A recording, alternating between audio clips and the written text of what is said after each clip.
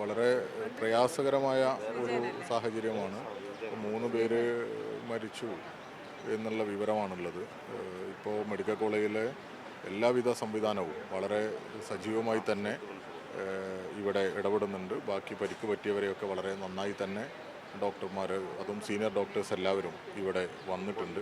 ജനപ്രതിനിധികളായിട്ടുള്ള ജമീല കാനത്തിൽ, അതുപോലെ CPM നേതാക്കന്മാർ മെഹബൂബ്, മോഹൻ മാഷ് എല്ലാവരുടെയും ഒരു മേൽനോട്ടമുണ്ട്. മന്ത്രി മുഹമ്മദ് റിയാസ് നേരത്തെ ബന്ധപ്പെട്ടു എന്ന് പറഞ്ഞു.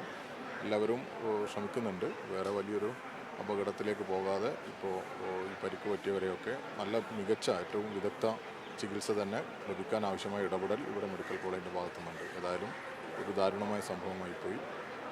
അതിൽ എല്ലാവിധ ദുഃഖവും രേഖപ്പെടുത്തുകയാണ്.